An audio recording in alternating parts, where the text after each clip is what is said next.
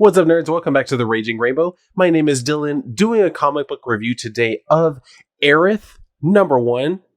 And this book is really good. Like, this was such a fun book to read, I'm not even going to lie. This is another one of those books that I backed on Indiegogo originally. I don't think the campaign ended up working. I was so bummed when I got like the refund for it because I was really excited to see it go through. But then, just because I happened to, by luck, be following the creator of this on Twitter, I saw that he was actually still trying to sell it. So I was like, fuck it, I'm going to buy it. So I picked it up and I'm so glad that I did. And let me just go ahead and go through this with you guys as to why. So we start out with this kind of flashback on the titular so we start out with the hero, and we have this flashback where she's kind of she's having this moment, right? As you can see, she's having a bad day. So we cut over to the present day, and we are introduced to our different heroes. We got Rafa, we got Aerith, and then we got the two in the back, the two cuties. And so they're being pursued, as you can see, by these kind of cool looking robots. Just look at that. That looks really cool. But anyway, they're being pursued. And I always appreciate Rafa just drops in a Black Sabbath reference. I always love stuff like that, so I was cool with that. But anyway, we go on and he's getting ready to attack him, and so we can see he's charging up on his watch right here, which was just a cool kind of throwback. Wasn't really my era. I didn't really wear a watch like that when I was in school or whatever, but it's also kind of making a comeback now, so there's that. But I've never worn a watch like that. But I like it. It's cool. I've never really, other than doing smartwatches, I've never done the digital watch. Before that, I always had regular watches. But anyway, we see that he comes out of the car or whatever, and he's ready to fight them. And then he transforms, and he just looks fucking sick. This is such a cool look. And so he's getting ready to mess them all up. And I love that his shirt says Pinche Gringo. That's just perfect. But anyway, he gets ready, and then he just completely destroys a whole bunch of them, as you can see, with one blast. It's really fucking cool. Like I said, the art in here, dynamic, everything just flows so well. I love the colors and everything. It's just such a cool color palette. And so, like I said, he takes them out, and then we get this cool thing where we see this thing where he's continuing to fight more of the robots. He takes out a whole bunch of this was just sick. And then we do the whole pause, it rewinds, and then we do it again. I was like, I appreciate that. So he continues to keep going on, and he's like, you know what? I still have more energy to keep doing this. So he keeps going. Of course, who wouldn't? I would too. And then she's looking at him. She's like, this dumbass. He's going to get himself killed out there. So she's getting ready to go and help him. And then that's where we see, he does eventually run out of power. He's like, well, oh well. He said that it lasted as long as shitty zebra gum. And he's a smug looking fucking zebra. Which, sure, don't we all remember that zebra gum? That is so true. That shit was so delicious. And it lasted for 2 seconds. Oh, I hated it and I loved it. But anyway, he's like, don't worry, I'll distract them while y'all get out of here. And then I was looking at this, I was like, what the hell is he doing? I thought he was trying to shit his pants or something. I was like, what is he doing? And then she tells us, is he serious? This is the way that was trying to do the truffle shuffle. So she's like, all right, I'm getting out. Let me go help. So she tells them to stay in the car, and then she goes to help him out. And then we see he just gets hit with a rifle butt or whatever and goes down. And then they're getting ready to apprehend him, but she shows up and starts helping.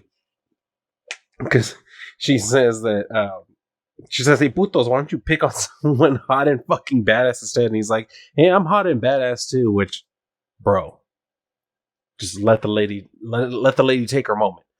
But anyway, she asks if he's hurt, and oh my god, I can't believe you put this in a comic. I loved it. So she asks if he's hurt, and he's like, yeah, it's gonna leave a mark. And then she pulls out the Vicks, which you can clearly see is pretty much Vicks, but as you can see, it says Sana Sana Peace. And then she proceeds to sing the whole little song, the Sana Sana Colita de Rana, the whole thing.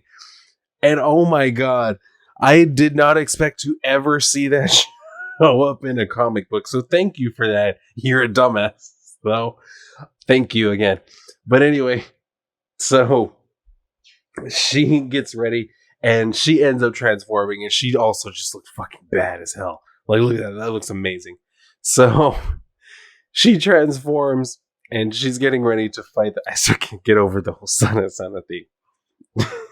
I really didn't think I would ever see that in a comic.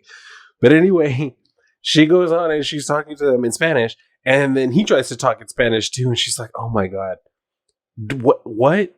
Do you even know like any actual Spanish?" Because there are a lot of guys like that just like say a lot of like things that they hear in Spanish, like Spanish words, and they try and fashion it into like a insult or something.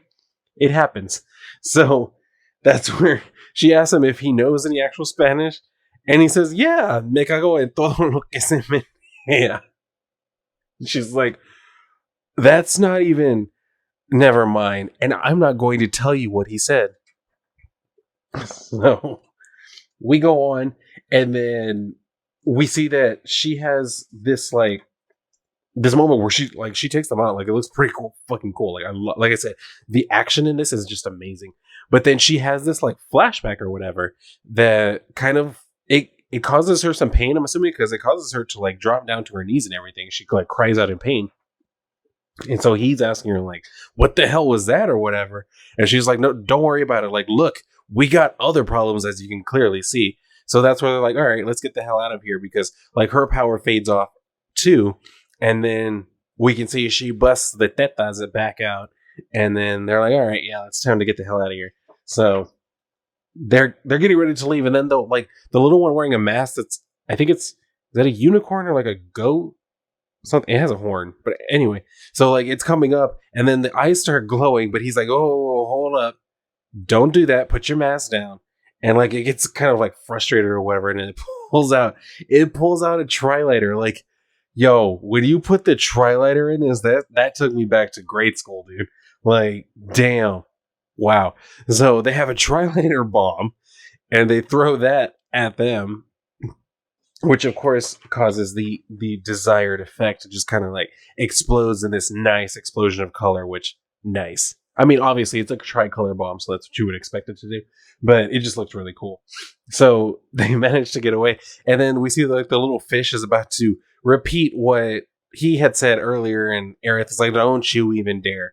And then they get away, and then yeah, that's where we leave off on the first issue of this. So like it was just a really fun story. Like, it was like, it gave me enough of like, there's something going on with her in her backstory that leads to who she is now. And then we don't really know much else other than that. They're being pursued by this army, I'm assuming, because they're like robots or whatever, but they have a very militaristic vibe. So that's really interesting to see. And just like the references in here, I loved it.